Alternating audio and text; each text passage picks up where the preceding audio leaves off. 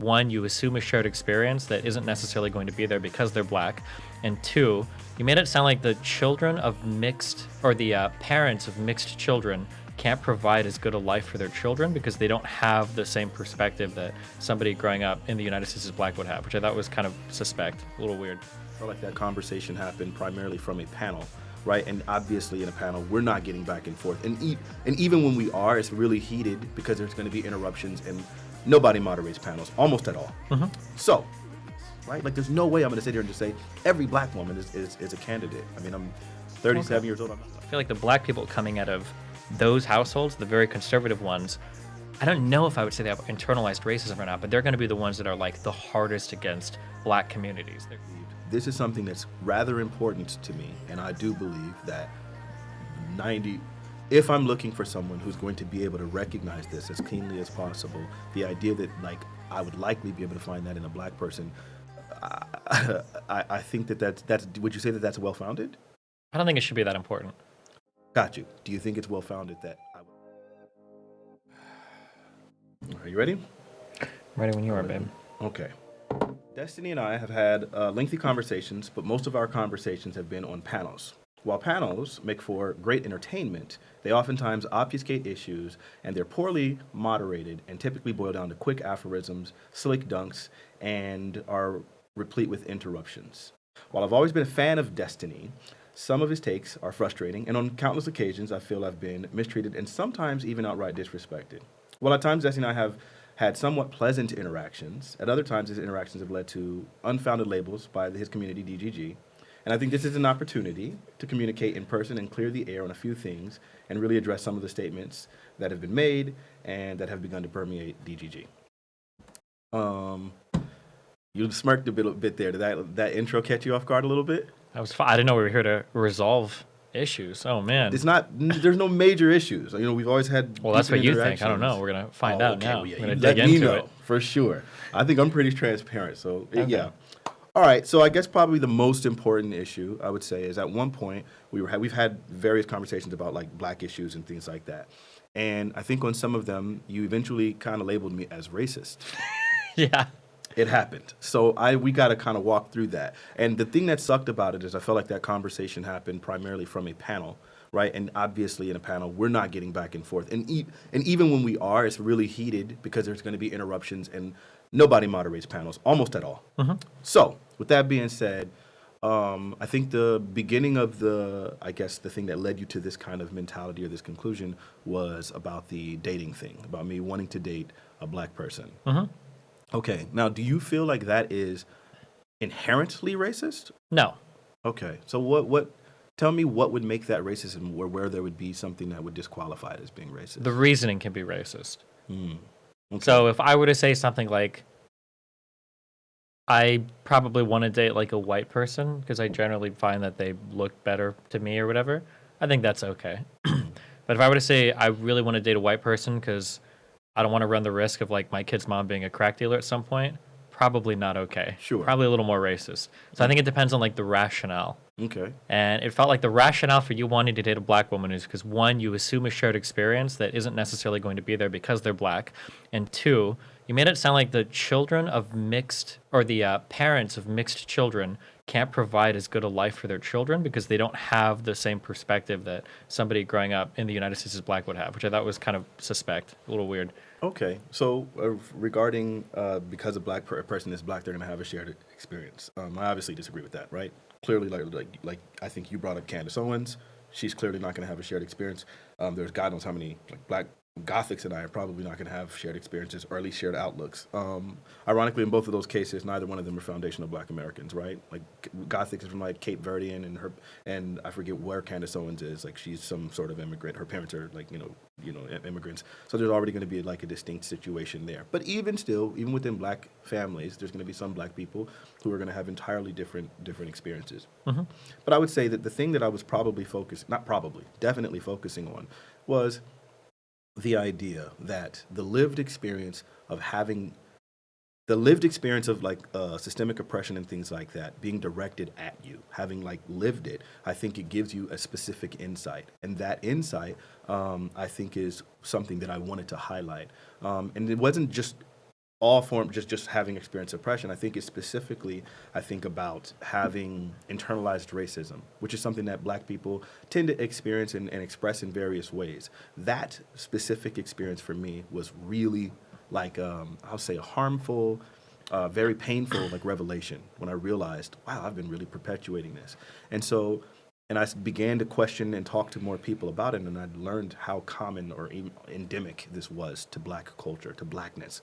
And so then, me realizing that, it gave me a specific focus on wanting to eliminate that or like not allow that to happen to my children.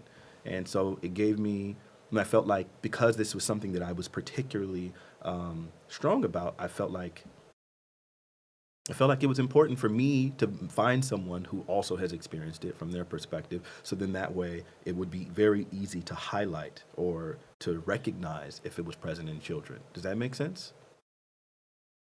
I understand what you're saying. I just disagree. Wait, you don't think that a person who has experienced something is more likely to be able to I don't recognize it think in other today in people? the United States, for the vast majority of black Americans, I don't think that that experience is so far removed from the average experience that you wouldn't be able to like empathetically understand somebody's position there. You might be able to empathize, but do you not think that having a specific experience with something gives you probably more of an insight than other people who are empathizing? It does, but I don't think you should build your life around that. Sure. I don't think my goal is never to build my entire life around it. I think there's so many other things that matter. Obviously, I want someone who shares my religious values. Obviously, I want somebody who's musically inclined. I want somebody who shares some of the same social values as me. But if you found somebody that matched every dimension, but they were like Asian or Hispanic or white, you'd be like, nope, sorry, gotta move on. That just seems like a really hard buy to me. I think there were a lot of unique things in my life growing up related to being Catholic. And I remember that I met somebody, the last time I was in Seattle, I was hanging out with a girl and she had a lot of those same things. And I didn't realize how much we could connect on from weird things we did in church to going to like an all boys or all girls school to the weird things your parents would say to like the types of Christian rock bands and then the Christian post-hardcore things like Emery and Under Oath. Like I didn't realize like oh shit, a lot of these were like Catholic. Wait, am I allowed to cuss here? Yeah, you're fine. Okay, and a lot of these are like Catholic experiences, and I thought it was really cool to relate to the person like that. And I was like, oh, maybe this is like a bigger part of my life than I thought. But I would never take the next step and be like, I'm only going to date somebody from that background because I think that's a really important part of me to understand. Okay. But if someone did take that stance, if someone believed this is something that's rather important to me, and I do believe that 90, if I'm looking for someone who's going to be able to recognize this as keenly as possible, the idea that like I would likely be able to find that in a black person, I think that's. Would you say that that's well founded? I don't think it should be that important. Got you. Do you think it's well founded that I would likely be able to find this in a black person? More likely than a white person for sure. Yeah. Okay. And so, because I think, for example, you can look and say, I'm really hoping to find someone who really values education, right? And recognizes the need for that so that we can like inculcate our children with like educational importance as one of their like chief values. You can find a person with a PhD that doesn't really particularly think that it was incredibly important, that has gone sour on it and says, oh, this is important. But the idea is that an educated person is more likely to see education as valuable and therefore be more likely to be able to instill that value into your children, right? More likely, yeah, I agree. Right. And so I think whenever you're dealing with the human beings, you're not going to be able to find absolutes. And so I don't think there's ever a point where I would ever be as foolish as to say something like, well, only a black person would be able to instill this and all black people will be able to instill this. But I do think it's reasonable to say that I think it's extremely more likely to be able to find black people that can identify it. And I think there's so it's hard to ever say something in absolutes when it comes to things like dating, right? Because I think everyone who's single, you come up with these kind of ideals in your head of, I want this. And as you start dating, as time goes on, I think sometimes desperation can get in. Settlement has to happen on some things. No person is going to be perfectly ideal, right? And so eventually you start kind of encountering things where it's like, I genuinely believed that this would be my chief goal, but if something really came along that was checking off every box but just wasn't black, it's like, dang, this is a compromise I'm going to have to make. I found the actual love of my life. And I think it's reasonable to say that while also recognizing that my goal at this point is specifically to date someone black. And One other major point is I think that the idea that someone who is black is specifically going to be able to have these experiences is not rooted in the idea that like it's because they're black. It's because of the black experience within this country. And so this isn't something that would be like almost like race essentialism or anything like that. It would be related to the experiences that black people are having within this country.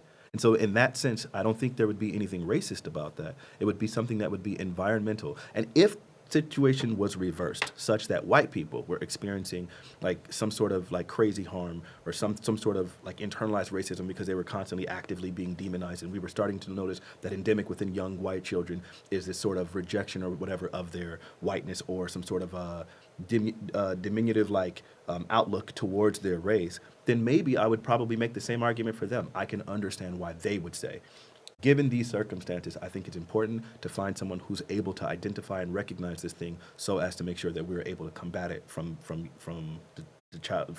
the beginning, right? Okay. Do you feel like I understand what you're saying. When you back off the absolute part of that, I am much more likely to agree. I think it's totally possible for somebody to be like, I think I want to date somebody that is like me in this way. So I'm kind of looking for that. But I think that statement is way different than I would only date somebody of this skin color. And I understand maybe the underlying rationale might be similar. But I think that when you make the absolute statement, it feels less like we're looking for the experience and more like we're making some like essentialist race argument that like I could only ever be with somebody of this race because they're the only type of person that could understand me. But the desire to like date somebody with a shared set of experiences, I don't think that's necessarily the worst thing in the world. I think that's probably okay. Sure. And then regarding the mixed thing, I feel like that was a complete mischaracterization. I never said anything remotely close to the idea that like, oh, mixed parents won't be able to provide whatever. Well, it sounded like what you said basically was that you wanted to be able to educate your child about things related to the black experience in the United States, and if you were dating somebody that wasn't black, then that parent wouldn't be able to connect with the child. No. Okay. Because I was not, it's not about just being able to educate people about the black experience. Anyone can learn about the black experience. But specifically, my whole point the entire time was identifying self-hatred. And I think it's really hard for a white person to be able to identify self-hatred or, anti-black self-hatred, right? I feel like it's pretty easy. I mean, I don't think it's that difficult. As long as you're like willing to be somewhat of an empathetic person, I think you can understand a lot of it like decently, no? I don't think so, because I think when I talk to other black people about it, very often we don't recognize it in ourselves. It wouldn't surprise me. This is going to sound very white, but it wouldn't surprise me if it was more likely to happen in some types of like white liberal communities versus like the black community at large, because depending on where you're living at in the black community, it's probably not the types of conversations you're having, depending on like, because you have to probably hit a certain level. It's going to sound weird to say this, but you probably have to get to a certain level of privilege to care about things like self-hatred. And if you're not at that level, you're more concerned with like surviving than like thinking about things like this. I mean, possibly, but I think the fact that it's not like a common conversation, it's not something that most people identify. I think I'm a pretty hyper introspective person in general, and I think to be 35 years old and finally coming to the realization that this is something that I've been perpetuating and experiencing, and then like my current girlfriend right now, she was experiencing the exact same thing, like, and she was 37 when it finally clicked for her, like, whoa, this is something I've been perpetuating, and I feel like that experience is not uncommon. So sure. I think these have been pretty big conversations in the black community for decades, for quite a long time. What, internalized racism? Like, what does it mean to be black, and like, what does it mean to act black? I think it's like a really complicated conversation. I know that Bill Cosby talked about it a lot historically. He got a lot of heat for. Are you familiar with the pound cake speech? Mm-hmm. Yeah. Pull your pants up and stuff. Basically, yeah. Like, well, why was the kid there? You know. I know that like rappers that and was like 2012 though, wasn't it? Was it 2012? I want to say it was around then. The pound cake, the pound cake speech. It might have been. It was around that that's time. still like 10 years ago, right? Sure. Going farther back than that, you know, like activists and rappers have gone back and forth. I know Jay-Z has fought with like Jesse Jackson and stuff over like should swear words be in rap music and everything, and I think Jay-Z is like, okay, well, listen. I don't think that's not a question of what does it mean to be black. Well, the issue is that like so neither is the pound cake thing. What?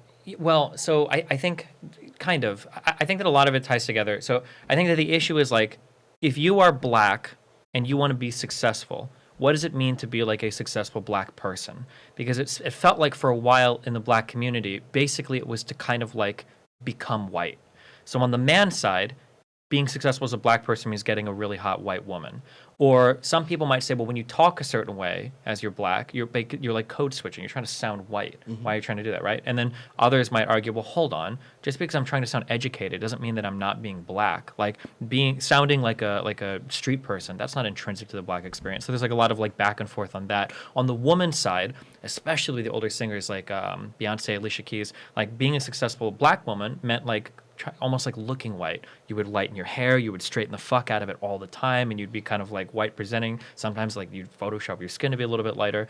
So I think there's always been these like back and forth conversations on like what does it mean to be a successful black person, like without being like a sellout, or like are you acting white or are you just acting like black educated? Like I'm not saying that.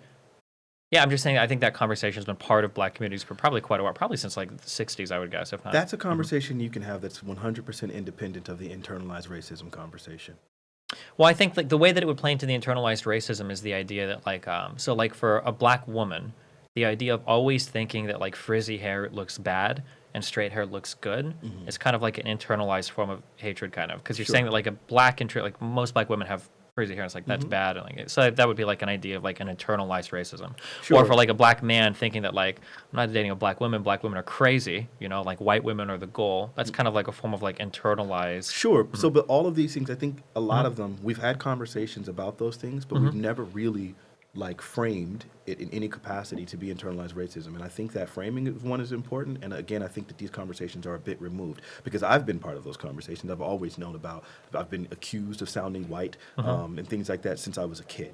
I intentionally learned to change my speech. But I think even though that's the case, I don't think it never occurred to me that part of my reasoning behind trying to sound this way, as I got older in particular, and the way I was code switching, had specifically to do with internalized racism. And that part of the conversation is almost never reached.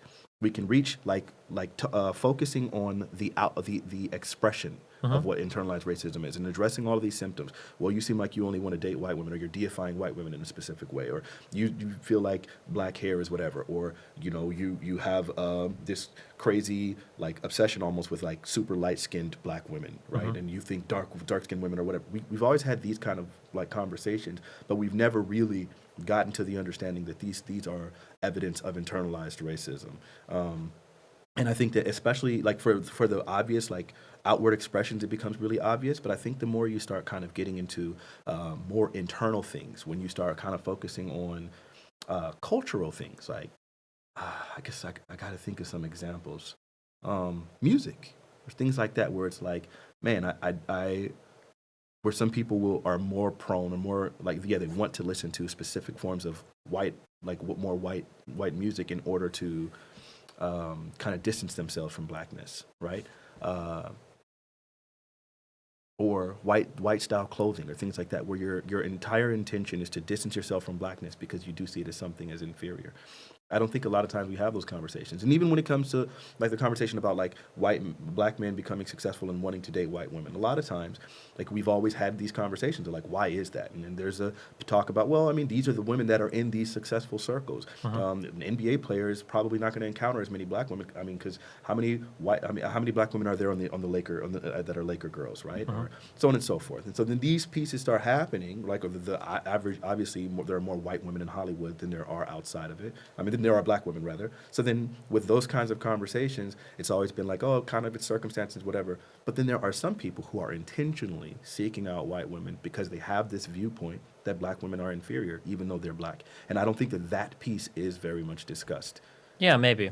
I guess the way that it relates is I understand what you're saying. You used a phrase like distancing yourself from your blackness, I guess, to figure out what is internalized racism or what are good thoughts is trying to figure out like what is intrinsic to blackness. And I think that's like the challenge or the struggle that some people in minority communities can have. Sure. Like if I don't want to act this way, does that make me a sellout or does that make me hate my blackness? Sure. How somebody talks is a big Yep. back and forth, right? Like, why are you trying to talk white? Why are you trying to act white? Some people would say, okay, whatever slang you have in the streets is fine. Like, Southern men talk with a Southern drawl. People don't say that they're uneducated. So if we want to speak in AAVE or Ebonics, that should be the way that we speak too. People know what we are saying. But then other people will argue, well, hold on. We can't say that speaking in an educated manner is the domain of the white man. That's racist in and of itself. Like, Absolutely. black people can speak. So I'm empathetic to like the struggle of finding what is right or what is wrong, because all of this is happening in the context of a white society too, where whiteness is kind of like the default correct. So it's hard to figure out like, how can I act in a way, like, is me trying to speak better and dress better, does that make me hate my blackness, or am I just trying to distance myself from some ghetto culture that has nothing to do with blackness? Or it's a hard one. It's a complicated conversation. Yeah, and I think, so that complication I think is really difficult, and again I do think that self-hatred is somewhat endemic within just black culture in general, because I think it's almost impossible not to default to. I know you've seen it, those doll tests where they have like these, like sometimes 3 to 5-year-old kids, and then they're asking them like, which of these dolls is the bad kid, and which one, and depending on the shades of darkness, then the kids are more likely to point to these things. So I think some of these things, just because of the way society is structured, I think people are more likely to default to that type of internalized racism, and so So when upon seeing those kind of things, I had a specific thing because of the fact that my experience was particularly painful. This was something I wanted to highlight, something that I specifically was like, I do not want internalized racism within my children. That, to date, is one of the more painful experiences of mine, because it felt like a self-betrayal. I guess I understand what you're saying there, and this might just be like a different set of experiences, because I that's all I can draw from, and then listening to other people, I guess. I think I've said this before, but when I grew up, my grandma lived in like these row of townhomes, and for whatever reason, she was in like a black townhome neighborhood. So all of the friends, I didn't know for a long time that like the black people couldn't swim. I didn't know that was like a meme, because like we had like a pool and everything. We went swimming. I'd never known that like black people couldn't swim. I never heard that before. But whenever I would stay the night at those families' households, they were the most conservative people. Yeah. I didn't know any rap at the time, so I don't know who he got caught with. But my one friend, his older brother, his dad caught him with it was some rap CD. I don't know. I don't know who it was at the time. He got so much fucking trouble because his dad's household, it was like a no rap household. They listened to like church music, and I think they could do like the rock stations maybe, but that was a very conservative. And then I knew another friend I had growing up, Vatelin, what is his name? His household was also very, very, very conservative. Like the kids got spanked. You'd clean up for dinner time, like very, very formal. So it's interesting when I hear, as I grew up more, and I hear some people talking about like, oh, well, we need to accept these things in the black communities, etc. My personal experience is that there's like, broadly speaking, I'm generalizing a lot here, but there's like 2 very broad black households. You've got like, sometimes it's like the broken home where there's like a father absent, or there's like a lot of like crime related stuff. And then you've got like the black families that are like, my kids are not going to be like that. And we're going to be the most fucking conservative types of homes. And I feel like when you talk about how I want to date a black person because of these shared experiences, I feel like the black people coming out of those households, the very conservative ones, I don't know if I would say they have internalized racism or not, but they're going to be the ones that are like the hardest against black communities. They're going to be like, my children are not listening to rap. We're not going to dress like thugs. We're not going to do it. We're going to be very proper. We're going to speak proper. No slang in the household or whatever. So I thought that split is kind of interesting to me in terms of like, well, I think that a black person would understand. It's like maybe from a certain area, maybe not. For sure. And I think, I feel like it's almost like incredulous.